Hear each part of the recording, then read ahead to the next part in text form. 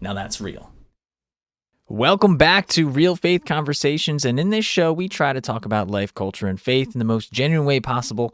My name is Ryan Morris, and I am here with Candela Gimenez, a parishioner at St. Peter who moved here from Argentina about 2 months ago now. She is currently studying law and enjoying her life as a wife and a new mom. Congratulations. Thank you. Today, she is going to talk about how she came to know the Lord through patience. Welcome to the podcast. How you doing? Thank you. I'm doing fine. I'm very excited to be here. A little bit nervous, and I do want to pre-apologize if my English is not the best. It's my second language, but I'm going to do my best to convey our message today. No, it's perfect. Actually, I can understand you completely fine. Thank you. And it's amazing how you're now here. You're from Argentina. Tell us a little bit how that happened. Well, it was a journey, actually, to get here. So I'm from Argentina. My husband's from here. He's an original Coatesvillian. And we went through a very tough immigration process to get here. And the pandemic got mixed in the middle. And then we got married and I was pregnant. So I had to wait to have my baby in order to be able to keep doing the paperwork. She also had to get involved in the paperwork. So it was very long. There was a lot of praying and faith involved, I think, because it's a process that's very unmanageable. Like, it's not, times are not in your hands, but in the hands of the people that process the paperwork. So you could be separated from your family for 5 years sometimes. Wow. Oh my gosh. We did the whole thing in, I think, 17 months, which is actually a great time frame. So we were actually very lucky. So it could have been 5 years, but you guys expedited it a little bit. We didn't get any of the, so it basically has 3 stages when you're outside of the country, and we didn't get any of the expedites that we asked for at any given point. Not even when I was pregnant we got granted one or anything. We just really got lucky, and that's where I think prayer came through too.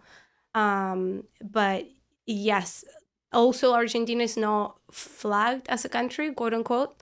So the process is a little bit simpler in that sense. We don't have as many immigrants, but still it's very long, very complicated. It has a lot of paperwork, and there are a lot of emotional and financial situations that you have to go through with it. Wow. I can only imagine. I know for me, I just recently got engaged, by the way. I don't know if you knew that or not. No, I didn't. Yeah, the audience probably doesn't know. But Congratulations. William, do you know? Yeah. He didn't know either. Oh my gosh. Okay, so I just broke the news. But yeah, I recently got engaged, and she's from China. And so we'll have to do all that soon. Yeah, So- don't worry. I got you. Okay, yeah. And you didn't decide to use a lawyer, did you?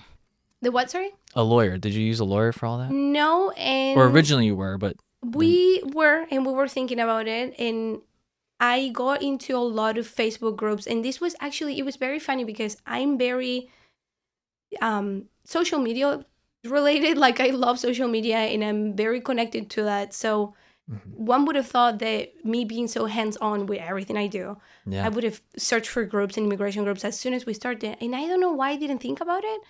It actually was like very providential, because I thought about it when it could have actually served me, which was in the second stage. After the first part I was already approved.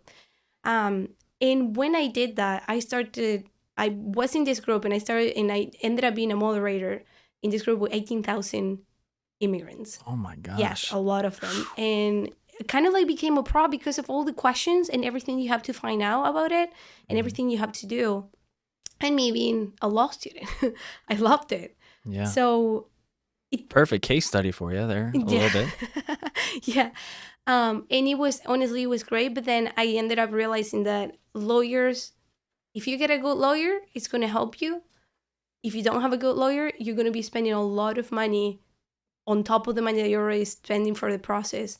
And it's not great. And there is only some things that they can do, especially in the first stage where barely anybody gets an expedite request approved. It has to be like a very particular situation. Wow. And it's actually very random too, because same situations don't get approved in different moments. So, yeah. Great. Well, thanks for explaining a little bit of the chaos that it took to get here. I mean, a lot of times people don't realize how much it takes how much effort it takes to come here. But thanks for sharing that. No, you're welcome. And I think it somehow it's traumatizing. And I want to say this with these words because it's traumatizing. Mm. It is. And a lot of people, I think when they get here, they kind of try to forget about it because it was so painful for them and so hard, especially because it separated families for years. Wow. So, but I try to keep in contact with all the people that needs help, and I'm still on the groups and everything because I know how hard it was and how much in despair we were, in the sense of we didn't know when we were going to be able to come here. So we were on an eternal limbo. Thankfully, we had savings, but there are people that do not. So it's very hard in that sense. But anyway, yeah, here we are. Yeah. So it probably took a lot of patience. And that's kind of the theme of this podcast, finding the Lord through patience. I'm sure that took a while to develop. So can you take us back to the beginning of your faith journey in Argentina? 100%. And yes, I love that you mentioned that about patience because it's what I was praying the other day. And this year has been all about patience, a lot because of that. And a little bit about my faith journey in Argentina and how it started. I do want to say a few things about it before because I think it kind of frames what I'm going to be speaking about. Mm-hmm. I come from a country that's very Catholic, very Catholic. There are a lot of Catholic people, and our Pope is, the Argentinian Pope. So there are a few differences that we have in between countries. One of them being, for example, that we try. It's kind of funny how they try to live faith down there. It's very charismatic. Mm-hmm. So it obviously depends always on the parish and where you're at. But it is, and I found in its majority, very charismatic. And the priests are different. The culture is different.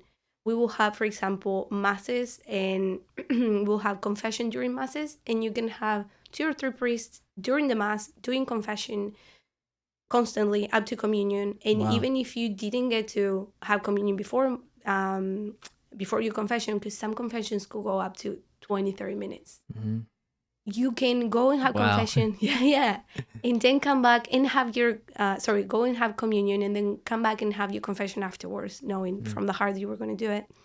When you find the priest in the church, even if it's not at mass, you can ask for a confession, and most likely you'll get it. So it's not that organized in that sense. Mm-hmm. And it's funny how churches are they're open a lot. They're open from morning to afternoon, and there are always people in the church. Mm. No matter what, there are always people in the church. People just go and sit, and that's awesome. Yeah, it's really nice. Do they have perpetual adoration there too? Yeah, we do have perpetual adoration. Something that I'm very proud about is that we have more than one church that has 24/7 perpetual adoration. Wow. And it just literally has been going, and that's kind of like the expectation with the Parish Life, is that, hey, the church is always open, you can always come, and here have a confession, or it's like your second home. And that's kind of the feeling that they try to transmit, and I love it. We will spend, with my husband, separating together, we'll spend a lot of time in church there. And all of our community was from church. Most of our friends are from church. We have like a 20 people friend community from there. Wow. That you still stay in touch with. Yeah, of course. That's awesome. Yeah, we love them. And it's just really nice, it's kind of like a family. Mm-hmm. So a lot of times people, I would assume, don't take communion as often as maybe here because they really value that confession time before communion, right? Yes, and that to me was very surprising, even when Michael was there, because there were a lot of times where, for example, we weren't able to go to mass for whatever reason, but it wasn't like a reason good enough, for example, that we couldn't go on a Sunday, it being because we were too tired or anything. And next Sunday, he will be like, oh, we're going to have communion. I'm like, no, we're not confessed. And that kind of created that, what do you mean we're not confessed? But like, we can go have communion. And I'm like, no, because that's like a sin. You really can't. It created kind of like that conversation in my family. So the way we're taught about discernment there, and the discernment like an interior discernment in order to go have a good confession. It's very, very profound. So it's not taken lightly. It's a very serious thing yeah, that people take seriously, though. yeah, it's not taken lightly. And the funny thing is that a lot of people go to mass and they don't have communion. A lot of them, which honestly, it's kind of like the most important thing. But yeah, I also feel that it's a good thing, the respect that they have for it, in the sense of a lot of people go to mass, but they don't feel ready to have confession because they still are working on it and they don't feel ready to get it out, kind of. I've had it in my family and I've had it with myself. Yeah. So they don't have communion, and when they confess, it's that much more special. Yeah. So, yeah. Yeah, the church here is entering into this Eucharistic revival after the pandemic. And I think along with that is a revival of the value of confession, right? I felt it. And what can you say to the audience from your experience? Like, what makes it so valuable to you, and how do you sort of deepen your faith with the Lord in your relationship by going to confession? Because a lot of times in our culture, it's like some people go once a year, which is okay, you know. We're not going to judge anybody, No, right? Sometimes it's been 15 years before someone went to confession, and then you come back for the first time and they're like, oh my gosh, how do I do this, right? So from your perspective, how do you live that out in your life? I feel that the first thing and the main thing that I want to share is that confession is grace. And we are not the ones that create grace. We're called by the Lord, by His grace. So we are called to confession. We're invited to confession by His grace. It's not a decision that at one point you're like, oh, okay, I'm just going to have confession. It's a little miracle having confession. And the importance that it's had in my life, it's so big. It's kind of like a before and after when I understood how much it served me. It's funny because the first time that I had confession, I remember the first time that I had confession, right before communion, and we were talking about my friends, right before like the ceremony and everything. We were talking like, how are we gonna feel and what it's gonna be and what are we gonna do. And I remember that I tried to make it about the experience, even though I was little, I was 11, but I didn't know kind of what I was doing because how much perception you can have at 11 years old. And when I came outside, I remember feeling warm in my chest, like warmness in my chest, which now, as an older person, I know. Sorry. Her phone went down. Yeah, sorry. Which now, as an older person, know that it's a sign of the Holy Spirit. Yeah. But at the time, I didn't know. And so on with the years, I just feel that when you have confession, you renew yourself. Yeah. You lighten your soul, and you are accepting God healing you. In that healing, it's a before and after for every person, every time they have it. Yeah. Literally. It can even help with, I know, sometimes you just don't even know why you're so sad and why you have been sad and irritated and isn't that the truth? Oh my gosh. You just feel this thing in your chest, or right? this weight of like bitterness. Definitely. But isn't it like physical weight? Yeah. It's physical weight. It feels it. Yeah. It feels like it. You feel like congested inside. And then you get to confession. In our case, because of all this discernment that I've spoken about, and a lot of times I start crying. I'm like, I didn't even know that I had to basically vomit all these things out. Yeah. And they start coming out, and it's immediate relief. Immediate relief. It's a way different feeling. It's a way different way of going to your daily life. You come back a different person to face your family, your friends, work, your problems. It's this feeling of peace, of reconciliation. That's what it is. Of reconciliation. You feel reconciliated, but not only with the Lord, also with yourself. Yeah. Which is... You can look at yourself in the mirror and be like, I can face this person. Yeah. I'm not carrying shame or guilt. Yes. And I'm one with the Lord again. Yeah, precisely. That's how you feel. Yeah, honestly, for me too, I went through a dry spell where I didn't go to confession for years. And I finally came back during my discernment back to the church. And then it was like, oh, maybe once every couple months or then it was once a month. And now I try to go once a week. Isn't it a need? And that's the funny thing. Yeah. Because it's a gift from God's grace to us, just like communion is. Yeah. It's when you start doing it, and even some people have this experience to go into daily mass because of communion. It becomes, you kind of become addicted to it, and it's actually good. Yeah, the good It's a addiction. thing. Yeah, like good addictions. But the more you do it from the heart, not just to put on a show, but the more you do it from the heart, the more you realize you need it. Your heart calls you to come more. In spirit and truth. Yeah. The more you kind of live in that moment, the more comfortable it feels. Because confession is awkward, right? It's so awkward. And it can be hard to get past that barrier. But once you live in that, and that's your like life, where you feel like, one, you can feel the weight, but also when you lift that weight off because of God's grace and mercy and love for us, you realize it is such a good gift. And it's hard to explain that. It's something I think a lot of people just have to experience through habit. I feel, and this I really want to say, because I know that there are a lot of people that don't go to confession because they're ashamed. Yeah. And especially because they feel that they're going to be judged by the priest who's doing confession, and also that maybe even their relationship, it's going to be affected by it. But I feel it's important to know that that's not the case. And that priests train thoroughly for that not to be the case. But even if the first confession that you were to do, it's heavy enough that you don't feel comfortable doing with your parishioner, find another parish. 100%. Yeah, right. Find one where you parish. don't know anybody, then you can just be yourself there. Definitely. You know? Just go where you don't know anybody, do that first confession, and then you can continue like a new person, basically. Yeah. But it's important to know that there isn't, it's not a barrier that we are putting, that God's putting in the middle. It's one that we're putting ourselves. Yeah. And yeah, because you're not confessing to whatever priest is at your parish. You're confessing to God, and God is using that priest to minister to you in that moment, right? Yes. And so it's not all about the guy in front of you. It's more about you and God, and your relationship, right?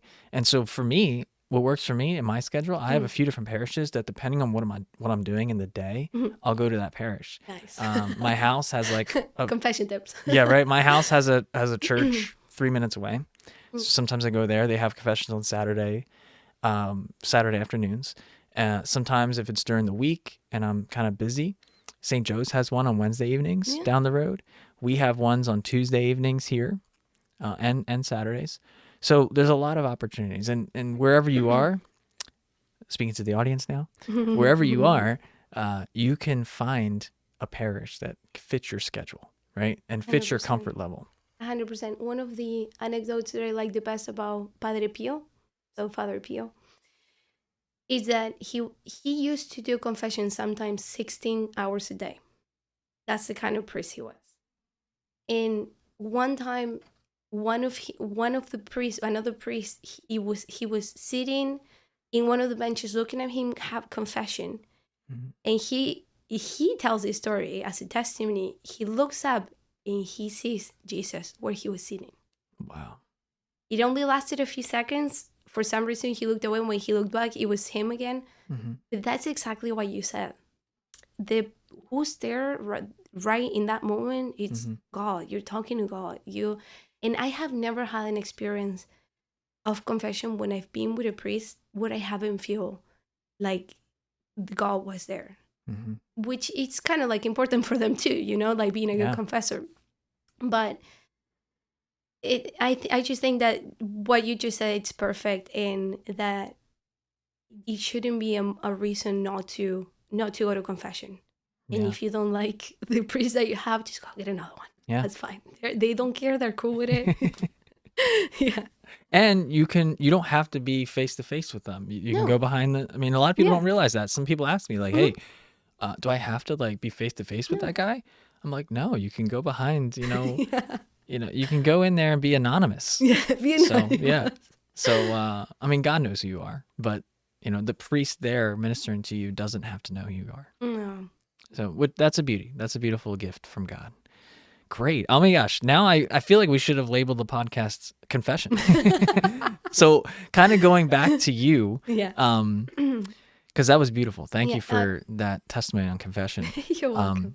Let's learn more about your faith journey, because Yes. you weren't always like this. You were a No. little rowdy, right? And Yeah. not patient. So explain those times. Okay. So 100% I wasn't always like this. And I, in a million years, if you talk to my 16-year-old self, would have dreamed that I would be speaking like this or about this way. Basically, I was raised in a Catholic family and went to a Catholic kindergarten, primary school, high school, actually the same. Mhm. So Catholic, right? And this is kind of like a shared experience that I've had with people that I talk to in here. Parents of kids that are going to Catholic schools and people that have gone through the same, that feels like the more that you are surrounded by your religion, it's like the more that you just don't realize how special it is. Yeah. And kind of like you try to fight it at one point. And almost you rebel from it. You rebel like if from you it. grew up in it and this is what your parents lived and forced you to do, you almost want to rebel from it, right? Yeah. I have a mom friend the other day that said like, yeah, my daughter goes to a Catholic school and to her it's like the same. And my boy who goes to a public school, he defends it to death in the class. Wow. Yeah. So anyway, that was my experience. But I realized that it's not because, and this I feel it's important, it's not because I was surrounded by a Catholic environment. It's because what I was growing up with wasn't truth, in the sense of there was a lot of hypocrisy. I think that's how you pronounce that, right? Hypocrisy? Hypocrisy. There was a lot of hypocrisy on the things that I was being taught and on the things that I was seeing, even in my own family. Mm-hmm. I love my family and we have a great relationship now, mostly. And we went through hell on earth together, basically. And this doesn't prevent me from saying that we have differences and we've had a rough past and we've had fights like any family. Mm-hmm. So when I was little, I had a very tense relationship with my mom. And I think that she had a very tense relationship with herself. Mm-hmm. And that basically led me to see that the values that were being lived in my house were completely different than the ones that I was basically forcefully being taught from church and from what God was. Also, I wasn't being taught to feel God, to look for God. God was kind of like this theoretical thing, you know what I mean? Mm-hmm. We're taught a lot about... like distant from us. Right? Yeah. And we were taught a lot about like how is this and what is this and, you know, I don't know, like what is Christmas about and the life of Jesus and everything. But I was never taught about who God was as a being. How I was never taught about how I was supposed to talk to God or how he was supposed to talk to me. Yeah. So basically, I think a lot of us are not understanding that, especially at a young age. Like, and the way we teach kids, it doesn't really help our case anymore, right? Like we don't teach them how to live in spirit and truth. We don't teach them the relationship, right? And so we teach them like a curriculum.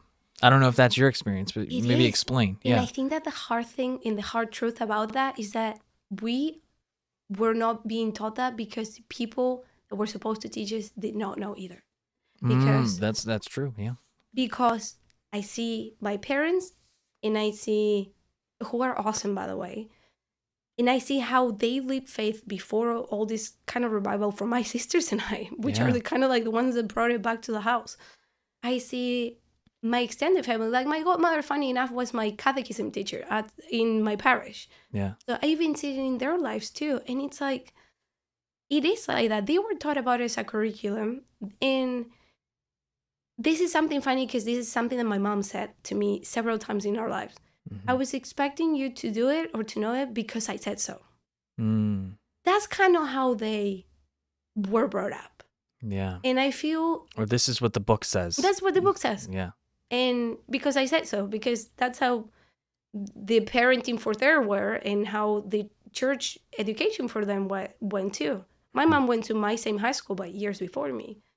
And they were very, like involved with the community. She was a Girl Scout.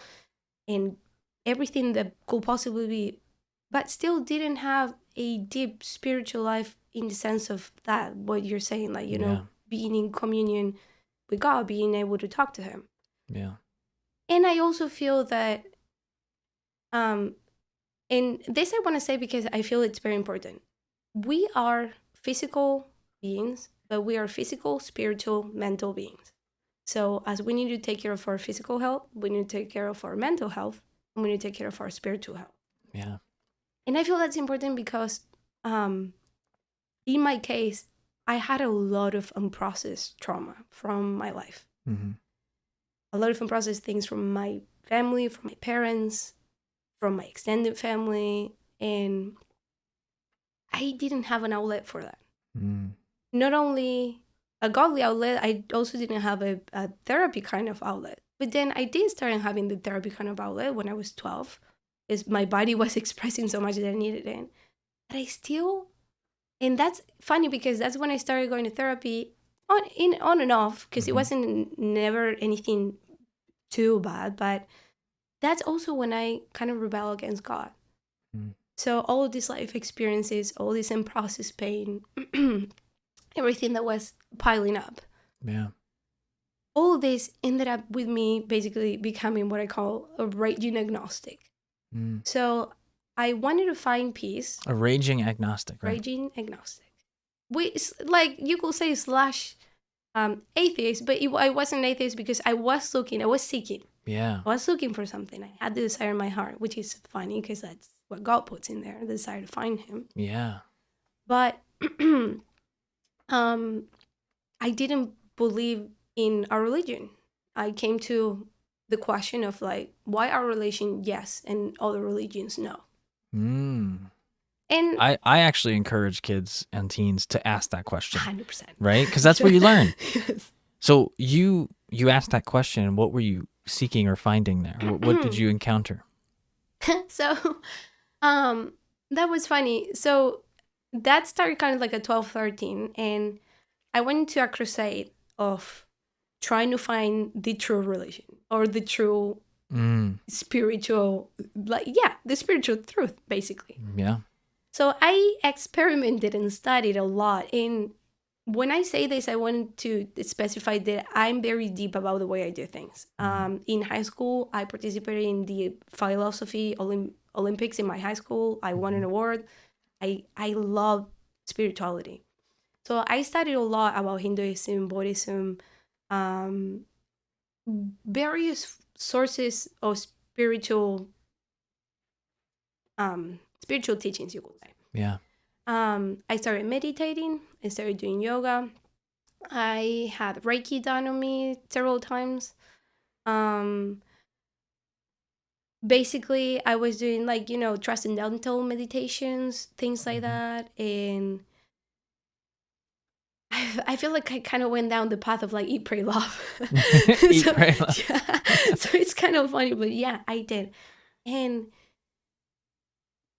everything worked. And this is another thing that I feel very represented with. Everything worked kind of like a Band-Aid trying to close a very deep wound. It worked for all these things were like a Band-Aid that weren't really solving the issue for you. 100%. In the sense of the following, you go to a Reiki session. What is that, by the way, for people that don't know? Yeah. Like, what does that involve? Yeah. So basically, so it involves like a quote unquote Reiki master. So there's a master. Yeah, and it's connected to Hinduism basically. Okay. And what they do is they work with your bodily energy, and supposedly they kind of like clean, quote unquote, clean you. You could say Clean your energy. Yeah. They kind of like help. Yeah, they kind of help. Oh, sorry. They kind of help clean your energy and like transform you. You could say. But if you talk to like people from the Catholic Church, they will tell you a lot of things about the way they do it. And it's not that great. But I'm not going to get into that because I respect everybody's beliefs. What I am going to say from personal experience, but also from the personal experience of a lot of people that I know, is that if you constantly have to go back to something in order to feel great, and it's so short term, it's probably not the actual transcendental truth. You know what I mean? If you don't feel at peace, but you go there, you feel better about yourself, but not really, and it's not permanent. Like it's not full joy that you're seeking. No, it's like a Band-Aid. Yeah.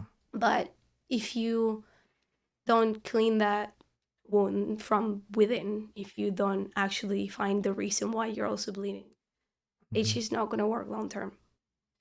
So I did all these things, but I still couldn't find peace. And that's peace, that term. I feel it's the 20th century best marketed term ever. The eternal search for peace. We're all looking for peace, especially in this crazy world that we're in right now. And none of those things, none of those ways of trying to approach the truth actually took me to the truth. I couldn't find peace through them. So yeah, basically that's that. But at what age were you when you tried these things? So I was in between 13 and 19. Okay, so in that years, in that those years, yeah, in those years. Yoga too, it was really good for my body. It was like really peaceful and everything. But and about yoga too, because I was always confused why people sometimes put yoga in a negative light. Because today, a lot of times people just use it as like a health thing. Yes. That's how I see. I don't actually do yoga, but like I see other people do it, and it's like a health thing. But I think before in history, it was more of like a spiritual thing and that's tied why. to it. And that's the why. Nowadays, you're gonna see this a lot. We've kind of like modern washed a lot of spiritual practices that had nothing to do with what they are right now. And if you talk to priests or people that are knowledgeable about it, they're gonna tell you like, oh, when you're doing yoga, you're like imitating the poses of some of the gods from Hinduism in a lot of instances. And all the mantras and the prayers that you do before you start, and the music that you listen during the class, and what you do afterwards, they all have to do with the culture. And some priests have said to me that those gods are kind of like demons. So anyway, yeah. So what I mean is like it gets very demonized, and I'm on that. I'm kind of like in the middle of the road right now, because I've always, before realizing all these things, I went to yoga and everything. But you have to say something for it though. When I was not in like the perfect space of mind or whatever, but I will go to my yoga class. It will end. The yoga class will end, and every time that it will end, even if I was happy or not before I started, I will be sad. It's kind of weird, but I will be sad inside. I wasn't feeling, oh, this is great. Like I'm gonna have the best day of my life. I love stretching, so I think that it's very important. I like physical exercise. It's very important. So if it's not done with the spiritual weight of it, I think it's a very good form of exercise. But I really can't wait on if we should do it or not, because I'm not qualified enough to do it. Like everybody I feel should ask like their spiritual directors, like somebody more knowledgeable, what they think about it. But anyway, I was on the path. I tried all these things. And what was like, what was the end result of after you've tried all these things? What were you thinking? Like, what was the result you found? Unsatisfaction. After all that unsatisfaction, all the study, all the hours meditating, maybe it prepared you for law school. Yeah, right, yes, precisely. I was not satisfied, in the sense of I was like, I didn't even feel like I was getting closer. I felt like I was like touching some things and like, oh yeah, I feel good, but it wasn't fulfilling. It was not what I was looking. I was looking for something much greater, something that actually blew me away. Yeah. Literally. I was looking for whatever in the movies, like, you see the before and after. I was looking for like a movie like kind of God experience. Riding into the sunset. Here it is. I found it. Yes. 100%. That kind of thing. No, I was 100% not finding it in these ways. But other than that, this whole journey ended up with me basically being In a parallel thing, my personal life was not doing that much great either. So I was doing all these things, but I still couldn't answer to the question of who I was. And because I like philosophy, that to me was like very important. Yeah. Like, who are you? Who am I Who as am a I? person? Yeah. Who am I? As in transcendental being, like, who am I if I'm not anything else? Yeah. If I'm not a student, if I lose all my limbs, who am I? Yeah. Like That, when all the yeah, material things in the world that we value yeah. go away, who am I? Who am I? And I couldn't answer to that question, so I was very bothered about that. Other than that, I was trying to like put myself into boxes of who I was. I was trying to like tell myself, oh, like I'm this and I'm Mhm. that. They were all things that could change from one moment to another. And other than that, I had a lot of boyfriends. I'm sorry to say it like this, but I had a lot of boyfriends in the middle and a lot of flings, and I was looking for love in all the wrong places, but I was Yeah. looking for love. And I feel this is important to say. My dad has been always present in my life, so I wasn't looking for the father that I don't have. Like my Yeah. parents are still together, and my dad was very present in our life, so it wasn't that kind of thing. But anyway, so fast forward to when I was 19, basically. I had done very well in school. I think I had just started law school. Fair to say that I switched majors. I graduated as in a bachelor in international relations, and now I'm retaking law school for anybody listening. But I was in my second year of law school in Argentina. Um, in the academy didn't really help. Like the academic life didn't help because all the people that I was in contact with there were way worse than I was, in the sense of they weren't even agnostic. They were like raging atheists. A lot of them were communists, kind of. Wow. Raging Yes, atheists and and communists. communists, so that kind of thing. Imagine that world. Very intellectual people, very smart, intelligent people Oh, yeah, for that had sure. a lot of basis for everything. But it didn't alter my faith at all. I had just finished. It was my first year of law school. I had done very well, and that's when I talked to my parents. And I had been looking forward to do this work and travel experience for a while. Mhm. For the people that don't know, for us, a work and travel experience is basically going to another country to work and travel as an exchange, kind of. We do it in our university summer, and then we go back to our country. Yeah. And was that in the U.S.? That was in the US. Nice. That was in We're Colorado. connecting the dots here. Yes, that was in Colorado. Woo, Colorado. Um, Of all and places, Colorado. I love Colorado. Yeah? Man, I've I never love been, Colorado. but I want to. We've gotten to the the conclusion with my husband and all the people that I know that the West and East Coast of the US are different countries. Just like you will say the North and South, Yeah. they're different countries. But anyway, And so did you have powerful encounters with the Catholic Church in Colorado? that's very funny when you ask it like that, because where I was living was this little town called Avon. Mhm. I was working in this other little town called Beaver Creek, but Beaver Creek was like the expensive town at the top of the mountain. So the ones that worked there, we didn't live there. We lived in the town in the bottom, which was called Avon. There wasn't any Catholic church Oh, wow. in Avon. But anyway, I wasn't still Catholic there. I got there and I was I basically have got rid of all the heavily parenting that I've had from my parents. Were like, do as I say. You're more so. independent now. Mm-hmm. Yeah. So you were able to have some freedom to explore different things and ask certain questions. Yes. Yeah. And all my life, it had been kind of like, do as I say so because I say so. And I have rebelled against that because it hadn't allowed me to be myself or who I was, not even finding who I was. So I got there, and obviously, teenager, being free, having money. First thing I did was just all the things that I wasn't supposed to do. Going out, one night stands, like just meet a bunch of people. That was the first year that marijuana was legal in Colorado, actually. Literally. And that was And it the year I happened was to be the year arriving you there. were there. Oh, oops. Coincidental enough. But anyway, I was going down and under. Wow. And I wasn't realizing, because I thought, hey, this is my moment to find peace. I'll be free. Yeah. If I'm free, I'll have peace. But that wasn't real freedom. And that's a trick. And all of this is going to come together when I tell you who from. But anyway, I was going to go free, and I was experiencing all these things. And I was waking up sadder and lonelier every single day. To the point, I woke up one day, I was alone in my apartment. Actually, my apartment was a room in the Comfort Inn because we couldn't get housing Perfect. fast enough. But anyway, that was my apartment.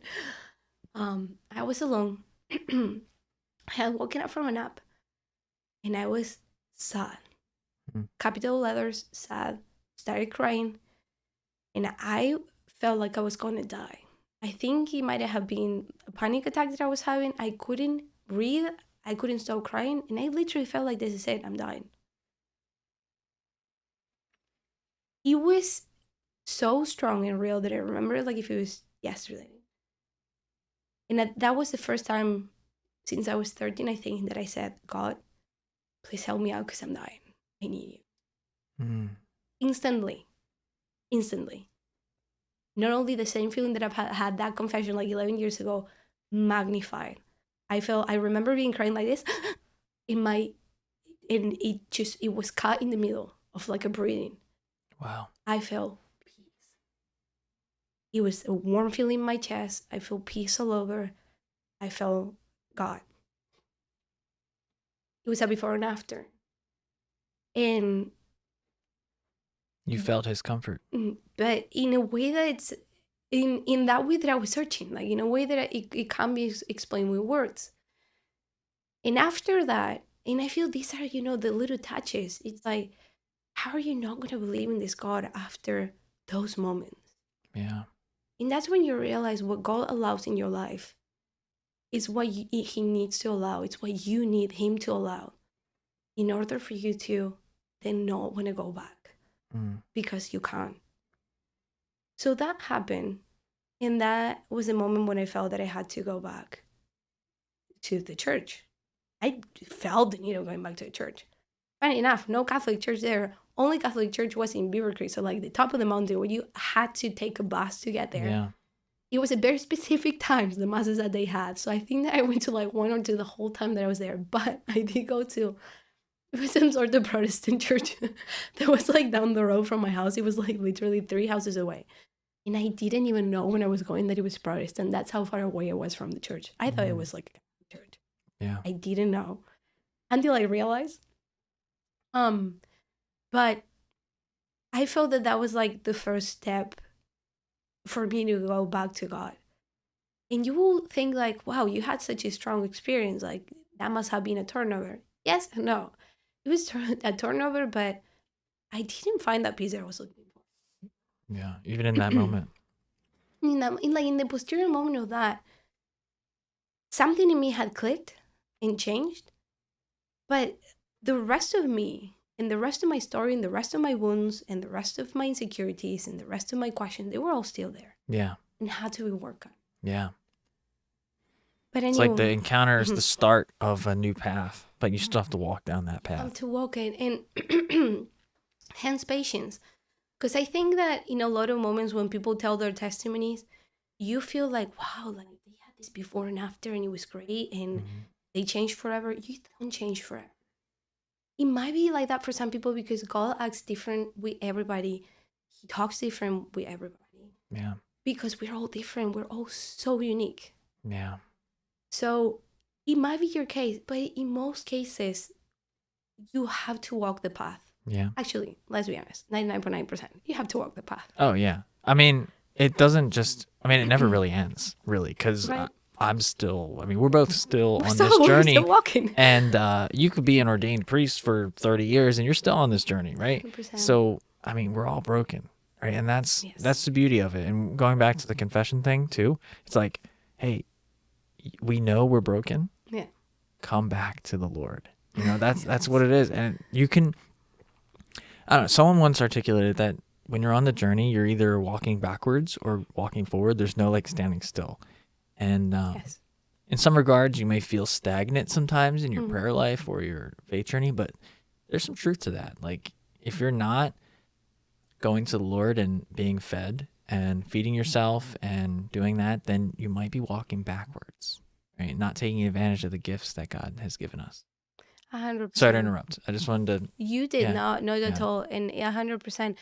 I love it because you can tell in what we're saying we don't really know each other that well, and in what we're saying we have such different lives and cultures and everything, but such similar experiences. Yeah. And that's why I feel when you start talking about these things with other people and the importance of talking about it, it's that you start realizing, hey, if all of us are going to kind of like the same thing, but without knowing about it, there has to be some truth there, right? That's the beauty about this platform, right? Yeah. Is like we can actually share the story. I mean, you're probably gonna make a lot of friends around here. I mean, you already went to the Hopefully. women's Advent night, you go to the Yeah. fellowship events, and you're becoming a face around here. And people now will see this and know a little bit about your story. And it's always cool when you sit down and talk to someone, you get to know their background and hey, the stuff they're going through. Then you can minister to each other, right? Like you can minister to each other, be like, hey, I actually went through the same thing or a similar circumstance. Let's walk down that road a little bit. Let's talk about that. Oh my gosh. And I have such a so it's connected to the whole thing, but I have such a big story about that. I do want to say though, if anybody from the parish or from anywhere it's listening to this, feel free to ask me anything, anytime. Because I'm a very open book, open kind of person. I'm never going to feel offended about telling you even my deepest like problems and struggles. Because I think it's important. But anyway, funny that you mentioned that. So continuing with this faith journey, so I kind of went back to God, but I still didn't know that like all the other things that I was doing or whatever were bad. Like I remember one meditation that I had that it was very dark, but I didn't remember that I didn't think at that point like, oh, this is kind of like funky, because like you kind of like let yourself go in meditation. It's a very dangerous thing to do, especially when you don't know what you're doing, putting yourself in those places. But there's a lot that can be talked about that. Yeah, maybe we'll have another podcast just definitely. about that stuff. Yeah. Definitely.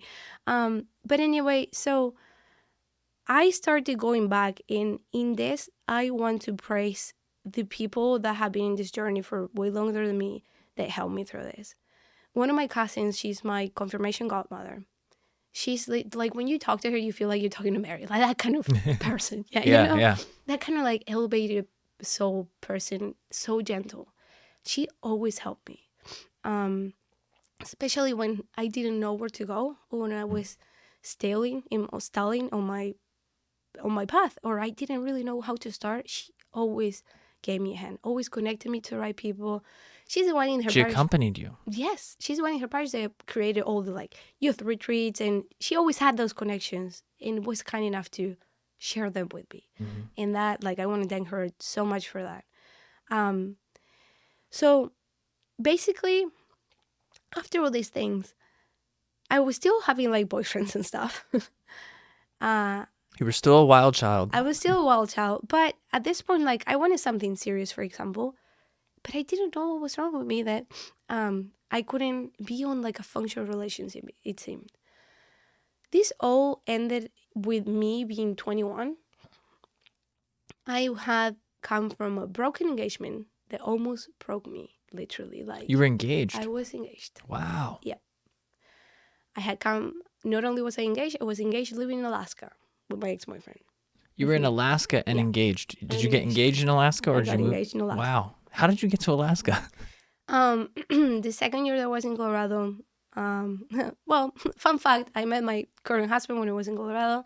The first year that I went there, it was kind of like, you know, that kind of love when you're like, I love you. As soon as I saw him, like first seeing you kind of love.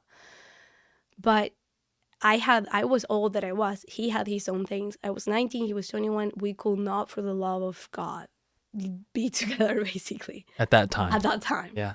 Second year, the same, but I was so desperate to be with somebody that I didn't care. And I was like, wait, you're going to be like this? That's fine. I'm not going to be with you. And I ended up dating somebody else. And this person actually did want like a relationship and like a deep relationship. Yeah. And that's how I ended up moving to Alaska, because he moved to Alaska, so I went to Alaska. Wow. Anyway. The plot thickens here. Okay, so you're in Alaska. So I'm in Alaska. That was when I was 20. So I was in Alaska. I was engaged. I came back to Argentina. And this is kind of, like Cinderella kind of story. My current husband sent me a message after he found out that I was engaged, which basically made me question everything about my engagement. Wow. But anyway, when you're the main character of that story, it's not that pretty. And there is a lot of heartache, and it's not only your heartache, but the heartache that you leave behind, and that haunts you. That also hurts you, and I think that hurts you more than what you're hurting yourself in the process. But anyway, that engagement was broke off. It didn't work out. I had another boyfriend after that, a few months after that, an English person, because From England. From England. So obviously, if you can see anything about my trip, is that I was escaping from something, right? Mm-hmm. If you can see anything about my life, I was escaping from something. So anyway, I had another boyfriend from England, didn't work out either. When that one didn't work out, this is one of those key moments in my faith journey. I kneeled down in bed. I remember crying. And I said, God, I do not want another boyfriend until my husband shows up. Wow. That was like, it was one of those moments that you remember, like before and after. After that, I went to my cousin, that one that I said, her name is Desiree. So I went to there and I was like, I need some help with this. Like, where do I start?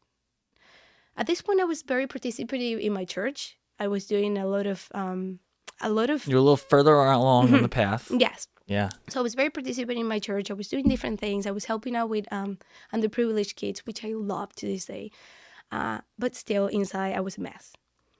She suggested that I go talk to the Carmelites that we have in Santa Fe. We have a Carmelite convent.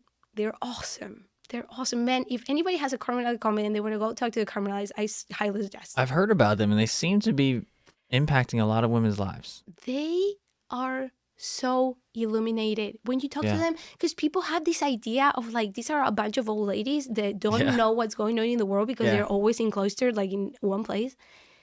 First of all, they know more than a lot of people that I know. They keep very well informated. But other than that, the relationship they have with God makes them be channels of the Holy Spirit. Yeah. They talk to you with such clarity, so like specifically with the needed words, and they're just so enlightened. Yeah. They can help you Like, it's out. clear God is working through them. Clear God. To minister you and other people. Yes.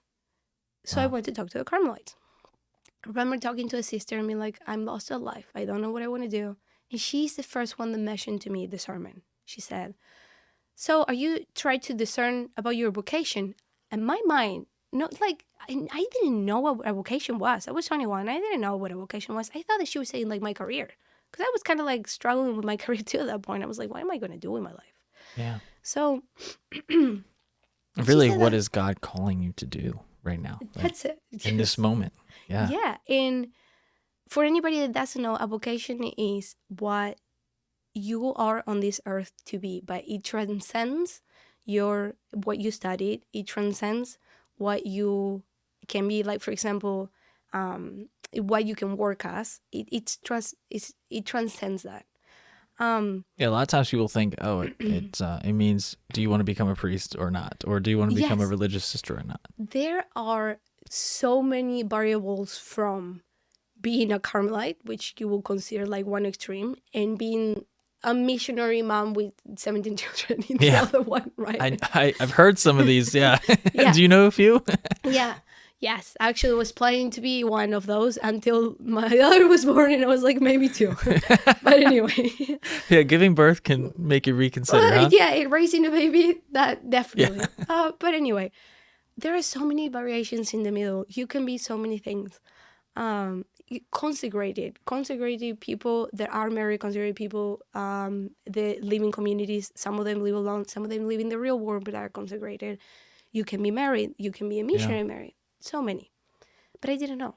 So I said to her, I don't know what I want to do when I graduate.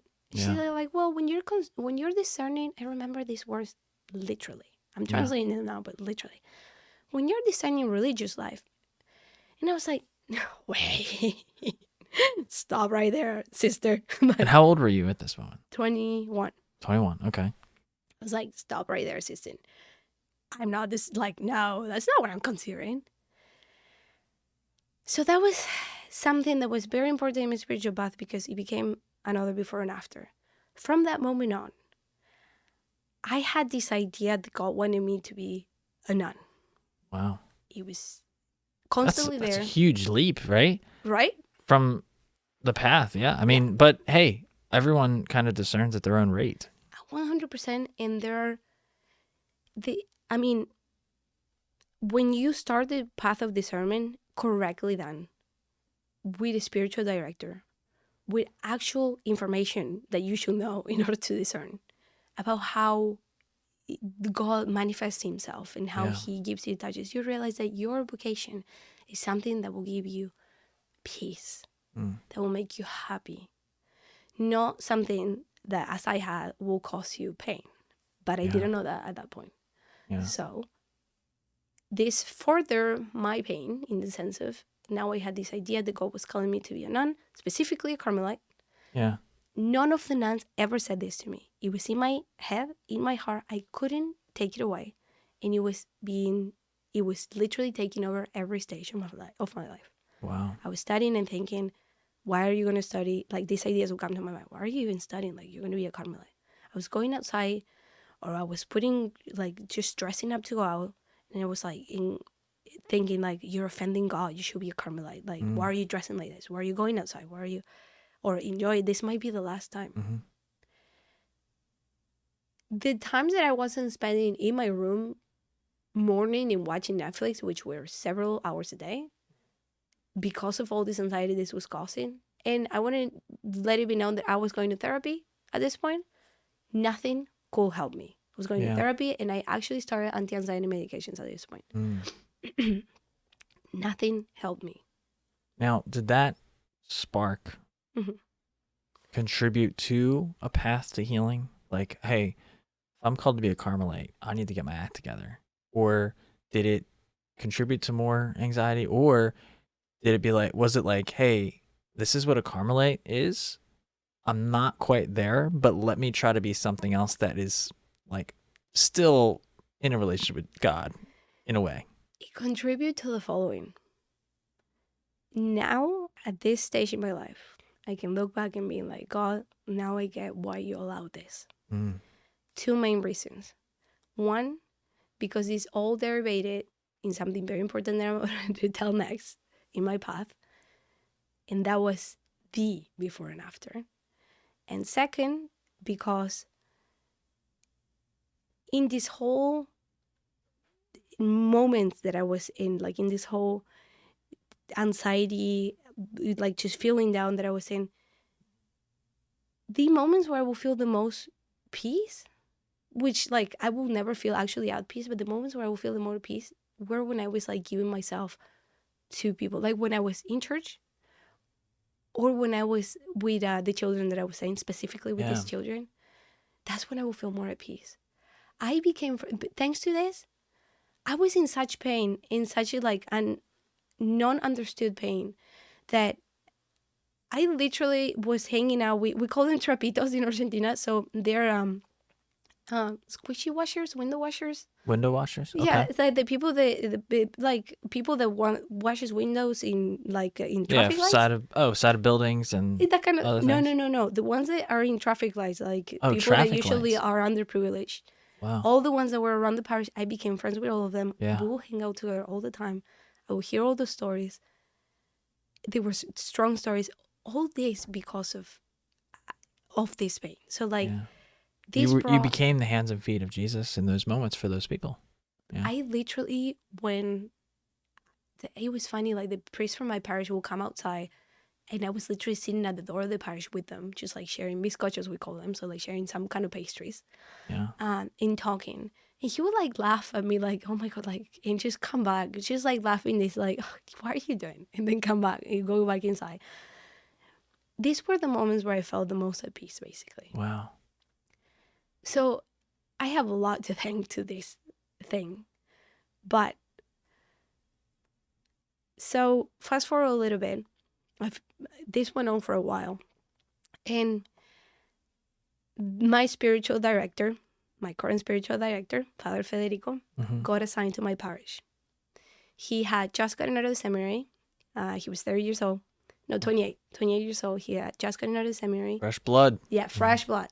He is he is the hands and feet of Jesus. He is that kind of priest that he wants to be like Padre Pio. Yeah. He's so energetic and so happy and he's light. Yeah. And So he through that, he yeah. was able to minister to you in a way and guide you down that path even further. Yes. Wow. We became friends because he knew my sister already. I went to confession with him and he talked to me like if we had known each other since forever. Wow.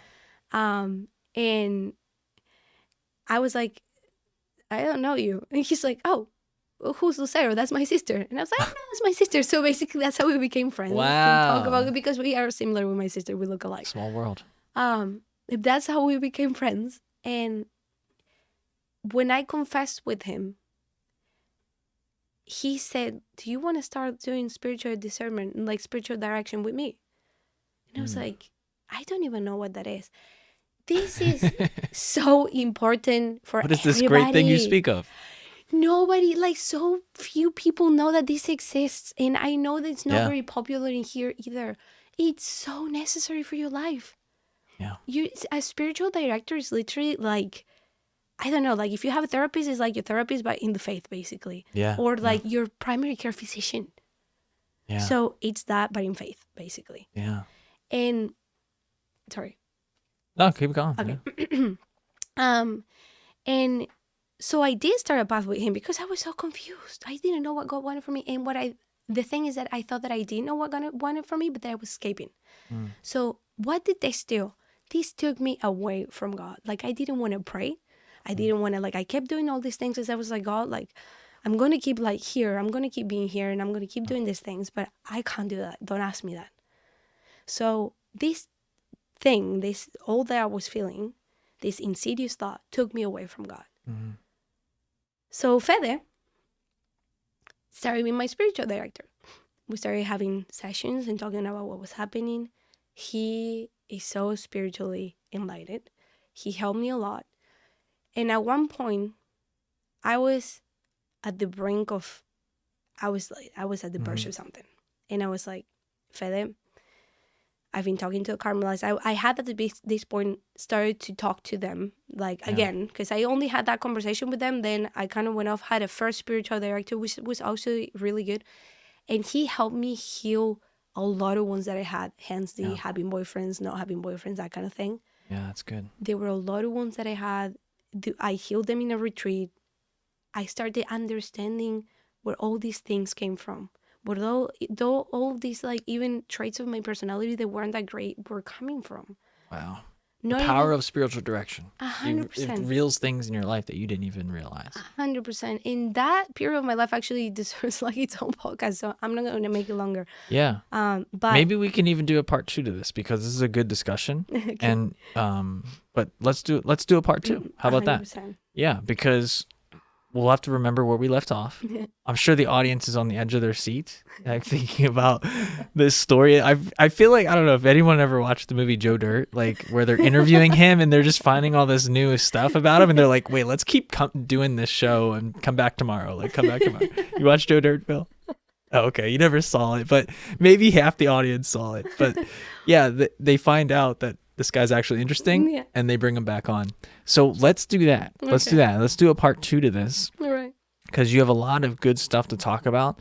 But in the meantime, if anyone wants to come onto the show, like you, to talk about topics of their life, email media@stpeterchurch.net. That is media@stpeterchurch.net. We're going to get you back in that seat. Don't you worry. All right. Thank you so much for sharing today. Have a good one, everybody.